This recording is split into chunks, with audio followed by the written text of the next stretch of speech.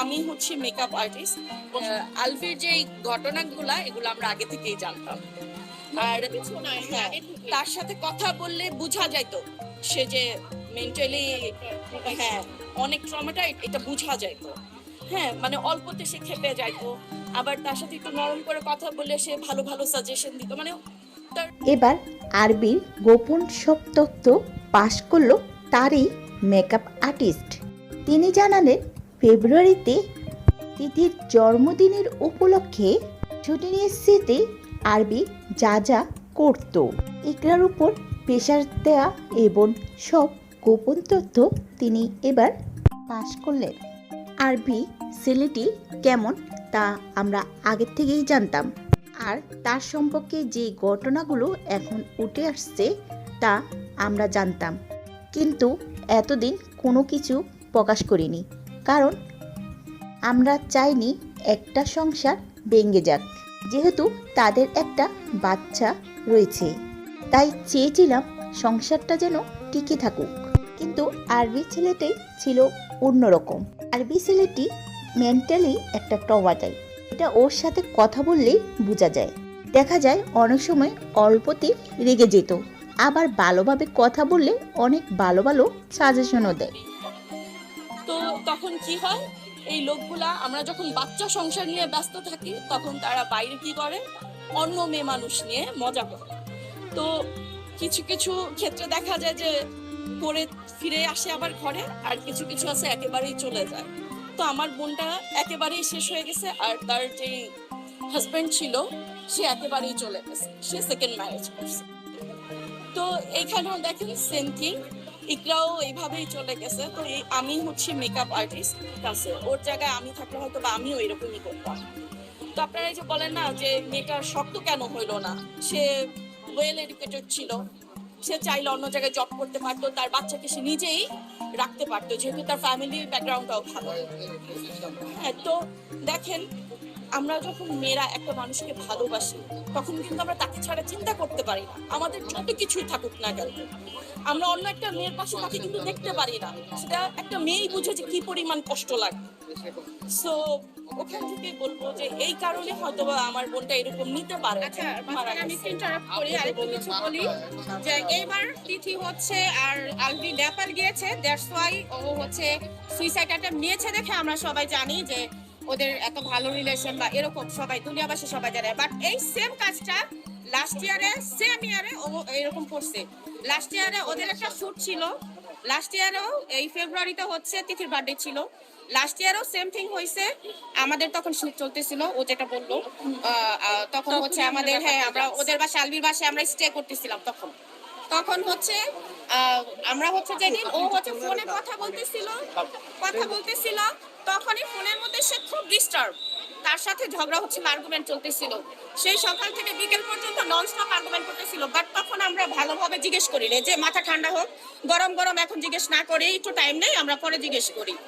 তখন হচ্ছে সে জানতে পারি যে শুটিং হচ্ছে পরের দিন, সে তিথিকে নিয়ে একটা রিসোর্টে আগের দিনই চলে গিয়েছিল। লাস্ট ইয়ারও মানে সেম থিং, সেম ব্যাপারটা হয়েছে। এটা যখন আপু জানতে পারছে, এটা নিয়ে অনেক আর্গুমেন্ট হয়েছে, অনেক ঝামেলা হয়েছে। বাট তখন এই জিনিসগুলো ফ্লাশ হয় না, কেউ জানে না। বাট মেন্টালি প্রেশারে, ডিপ্রেশনে মেয়েটা মানসিক যন্ত্রণা আজকে না বেশ কয়েক বছর ধরে ছিল। সেম থিং, ওর বার্থডে সেলিব্রেট করার জন্য লাস্ট ইয়ারও সে হচ্ছে একটা রিসোর্টে গিয়েছিল শুটিং এর পারপাসে। বাট তখন হচ্ছে এর 2-3 দিন পরে আপু হচ্ছে ওর একটা ফ্রেন্ড, ক্লোজ ফ্রেন্ড ছিল তৃষাকে নিয়ে গেছে। যে সবাই আমরা জানি যে তৃষা স্টিল নাও এটা মেনেই নিতে পারতেছে না, খুব সিক, ও হসপিটালে এখনো অ্যাডমিট আছে। মানে এই মেয়ের এমন একটা দৃষ্টান্তমূলক শাস্তি দরকার। আমরা শুধু আলবি করতেছি যে আলবির একটা শাস্তি হওয়া দরকার, মেয়েটারও দৃষ্টান্ত। হ্যাঁ, এমন হাজারো আলবি আছে, তিথি আছে, এই জন্য তিথিরও একটা স্ট্রংলি শাস্তি হওয়া দরকার, যেন কোনো মেয়েরাই, আলবিরা যায় কার কাছে? আমরা তো শুধু ওদের ব্লেম করি, যায় তো মেয়েদের কাছেই, তাই না? আমি নিজে সাফারার, আমার একটা মেয়ে থাকে, এটা কিন্তু আসলে বলা না, যেমন ও সুইসাইড করছে দ্যাটস ওয়াই জানেন। এরকম হাজারো উইকরা আছে যাদের কাহিনী আমরা জানি না। ইভেন আমি আমার নিজের মেয়ে, আমি সিঙ্গেল মাদার, আমার মেয়েকে নিয়ে আমি 6 ইয়ার্স ধরে আছি, এটা কেউ জানে না।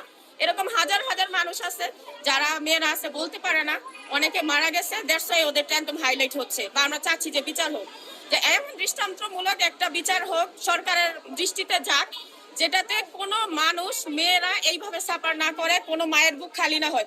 আমরা শুধু রিজিকের কথা ভাবছি, ইকরাপুর একটা ছেলে রিজিকের কি হবে, বাট ও তো ওর বাপ মার একমাত্র সন্তান, ওর কিন্তু কোনো ভাই বোন নাই। সো তাদের এখন কি অবস্থা, তার এখন কোন সিচুয়েশনে আছে, এটা তো কেউ দেখতেছে না, তাই না? আমরা শুধু রিজিকের দায়িত্বটা কে নিবে, সে কি করতেছে, কিন্তু তার তো ভাই বোন নাই। ইভেন তার যদি আরেকজন ভাই বোন থাকতো, তাদের আগলে হয়তো আন্টি আঙ্কেল বেঁচে থাকতো। এখন তাদের কি হবে? এই যে একটা অপূর্ণতা, এটা দুনিয়ার সব টাকা পয়সা ধন দৌলত, এটা দিয়ে কি আমরা কেউ কোনোদিন এই অপূর্ণতা ফিল আপ করতে পারবো? তার বাবা মার যে কষ্টটা, এটা কখনো সম্ভব? আমি এখান থেকে এখন লাভ দিব? অবশ্যই না, তাই না? আপনি নিজেও লাভ দিবেন না, তাকে বাধ্য করা হয়েছে যেন সে এটা করে। সেটাই, সে যদি আত্মহত্যা করার হয়তো, সে এখন থেকে আরো 3-4 বছর 5 বছর 5 ইয়ার্স আগে থেকেই করতে পারতো। বাট এত দিন পর্যন্ত সে যে নন স্টপ ট্রাই করে গেল সংসারটা টিকিয়ে রাখার জন্য, এটা তো আমরা কেউ বলতেছি না। ও অনেক চাইছে যে ফিরে আসুক।